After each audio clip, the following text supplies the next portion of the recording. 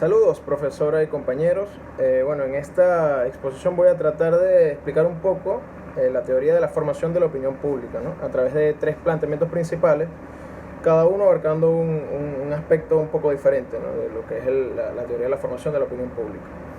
El primer planteamiento viene a ser un ejemplo donde queda de manifiesto que la formación de la opinión pública se describe a la misma como una molécula conformada por creencias, actitudes y percepción. Un ejemplo de esto, pienso yo, que es la creencia de que los pitbulls son perros agresivos, salvajes y asesinos. Como ya mencioné antes, para que se forme pues una cierta noción de opinión pública, cierto pensamiento colectivo, hay tres factores que influyen muchísimo, que son las creencias, las actitudes y la percepción. Primeramente yo voy a ir definiendo, ¿no?, cada uno de estos y relacionándolos a la premisa principal. El primero de estos es la creencia. El diccionario define la palabra creencias como un firme asentamiento y conformidad con una cosa, y en segundo lugar lo define como el completo crédito prestado a un hecho o noticia. También define la palabra creer como dar por cierto una cosa que no está comprobada o demostrada, y tener cierta opinión sobre algo. Ya por aquí se va relacionando un poco la cosa, ¿no? En este caso, la creencia de que los pitbulls son perros agresivos viene directamente, o está directamente relacionada a que en un momento de su historia estos perros fueron usados como perros de pelea. Incluso su nombre en inglés tiene una relación con esto, porque la palabra pit significa pozos y la palabra bull en inglés es toro. Y esto, hay una relación entre esto y bueno, y los pozos donde ellos los colocaban para pelear con animales mucho más grandes que ellos. Entre estos incluso están leones, osos y bueno, los toros. Esto con el pasar del tiempo, además de que bueno, de que por sí estos perros tienen una conducta bastante enérgica y son muy fuertes, llegó a establecer la creencia de que estos perros tenían una conducta por naturaleza agresiva, ¿no? Cuando no lo es, pues. Otro factor que influye en la formación de la opinión pública es la actitud. El diccionario define la palabra actitud como la postura del cuerpo que denota cierta intención o estado de ánimo. Y en segundo lugar la describe o la define como la disposición de ánimo manifestada exteriormente. El diccionario también define la palabra actuar como hacer una acción, o sea, ejecutar un acto, algo, pues. ¿Cómo se relaciona esto con el ejemplo? Pues la creencia de que estos perros son de una naturaleza violenta ya de por sí llevó a adoptar una especie de una actitud negativa, casi que de desprecio, despectiva hacia estos perros. Incluso en muchos sitios en Estados Unidos hay varios estados donde estos perros son ilegales, la tenencia de estos perros, y llegaron a ser asesinados en su momento. Ya hoy en día eso ha cambiado un poco, pero esa tendencia se manifestó.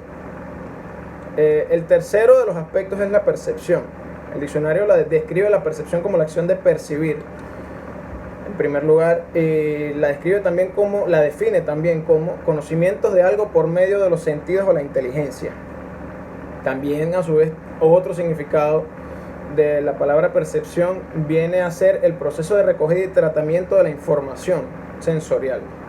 Ya por ahí también se va relacionando, ¿no? Tiende también más al eje principal, que es la opinión pública. ¿Por qué? Porque si bien es cierto que estos perros tienen antecedentes históricos violentos, la extensión de dicho pensamiento no es más que una especie de interpretación o mala interpretación de una información recibida y a su vez redifundida por muchas personas, y que crea pues un estereotipo basado en estas exageraciones. En resumen, pues pudiera decirse que el pensamiento de que los pitbulls son perros agresivos, salvajes y asesinos es valga la redundancia, una exageración que se estableció en base a que en un momento muy específico de la historia ellos cumplieron una función también muy específica como perros de pelea. Pero esto le heredó a lo largo de los siglos, porque ya eso tiene, o sea, ese uso que se le daba a estos perros tiene más de 150 años, ¿verdad? Cuando hoy en día ya simplemente es una mala fama heredada de una matriz de opinión basada en información tergiversada. Porque yo hice o plasmé este ejemplo en relación a los pitbulls, porque creo que esto se aplica a se puede aplicar a cualquier premisa. Vamos a quitar la palabra pitbulls, vamos a colocar musulmanes, por decirlo así. Vamos a quitar las palabras agresivos, asesinos y salvajes vamos a colocar terroristas. Y bueno, ya por ahí ya vemos hacia dónde tiende el asunto, ¿no?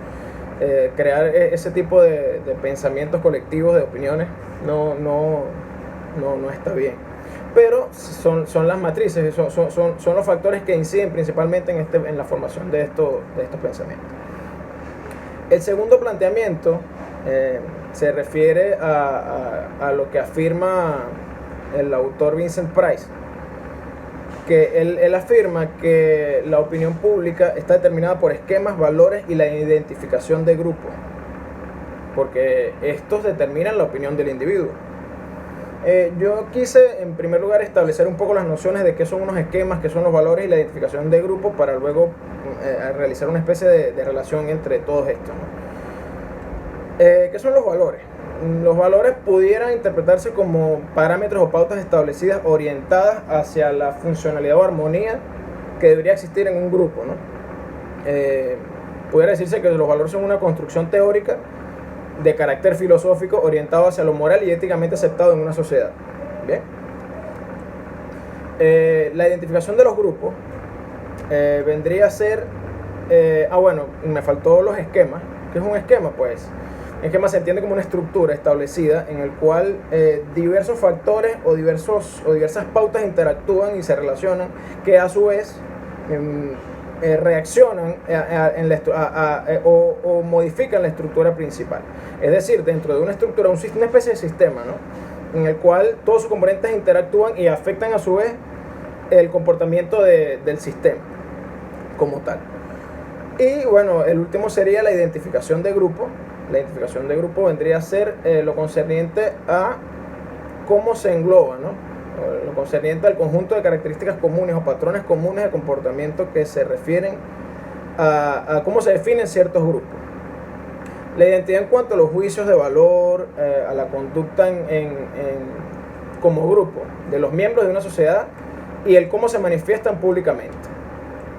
Entonces, Price relaciona esto con las bases de la formación de la opinión pública, porque son las fuentes principales de las pautas en las que nos basamos para crear nuestra propia visión personal de lo socialmente aceptable.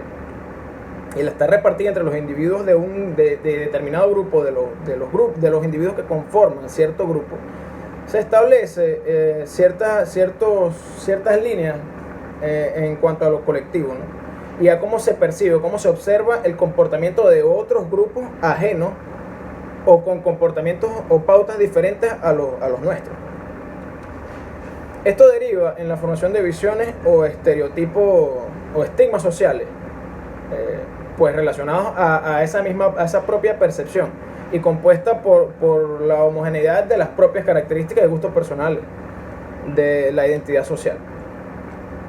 Ese es el segundo planteamiento. El tercer planteamiento viene a ser un cuadro comparativo, que realmente a mí me gusta mucho, porque es una manera de explicar 4 enfoques de 4 teóricos diferentes. Yo escogí en primer lugar a Herbert Blumer, que en el año 1900 estableció la siguiente premisa: que la opinión pública consiste en los patrones de puntos de vista y posiciones sobre un tema que son consideradas por los grupos responsables de dar respuesta a la opinión pública. ¿Sí? Yo creo que, si bien es cierto que la colectividad es una parte fundamental de la opinión pública, siempre hay un detonante, siempre hay algo que determina o que influye o que pone en marcha cierto pensamiento. En el planteamiento pasado, en el ejemplo que yo puse, fue pues el antecedente de que los pitbulls eran perros de pelea, pues eso derivó en una creencia social o masiva de que estos perros de por sí son de naturaleza agresiva, cuando no es así. Simplemente tienen una conducta muy enérgica. Entonces, este aspecto detonante que influye directamente en la formación de un pensamiento colectivo va mutando y se va alimentando, ¿no? Y se crea una especie de feedback entre pues, los pensamientos de otros grupos que a su vez forman grupos más grandes, ¿no? Y va, como quien dice, retroalimentándose en cuanto a su expansión y en relación a cómo interactúa con cada grupo. El siguiente que yo escogí fue Walter Lippmann, en 1922. Él dice que las imágenes que se establecen dentro de los seres humanos y sus patrones de conducta autopercibidos son sus verdaderas opiniones públicas. Pues yo creo que de por sí los patrones de conducta que nosotros adoptamos a lo largo de nuestra vida son los que realmente definen el cómo nosotros percibimos la realidad. Sí, eso me parece que es totalmente válido. Pero a su vez también deja mucho que decir, porque hay que también aprender a ser objetivo, ¿no? Al cómo percibimos y a la información que recibimos y cómo la interpretamos y cómo la expresamos, para simplemente dejarla salir. El tercero es Hank Speyer. Él dice que con el enfoque liberal democrático, la expresión de la opinión pública no recae directamente en las grandes cúpulas de influencia, sino que depende de las mayorías ajenas al gobierno. Esto también es válido, porque y yo lo veo incluso como un poco contradictorio con el primero. ¿Por qué? Porque mientras el primero dice que siempre hay una especie de detonante, un punto particular que detona cierta corriente de pensamiento, él dice que al final son las mayorías los que le dan la dirección a la opinión pública. Y la premisa del enfoque liberal democrático es esa, que las grandes mayorías ajenas a los verdaderos o a las cúpulas cerradas de los intereses políticos particulares son los que realmente definen el horizonte del cual va la sociedad. Eso también es válido, eso también me parece que es totalmente verídico. Lo vemos, el ejemplo más grande de eso es el derecho al voto, que al final los militantes de un X o Y partido político siempre resultan ser una minoría y la mayoría son los que realmente deciden. El último que yo escogí fue Jürgen Habermas. Él era bastante crítico y realzaba que las tareas del individuo como partícula, como molécula principal y fundamental de la sociedad, son los que realmente definen la organización de la sociedad y del Estado, y que la libertad de debate y de expresión son los pilares fundamentales de la opinión pública. También me parece lo más correcto del mundo, porque si no hay libertad de expresión, si tú no puedes manifestar tus ideas y dialogar y plasmar, expresar libremente tus pensamientos, no puede decirse que hay libertad de expresión, y no puede funcionar el Estado, porque sin una orientación a la que tú puedas apegarte, una corriente a la que tú puedas seguir como tal, no hay una funcionalidad realmente correcta en la sociedad.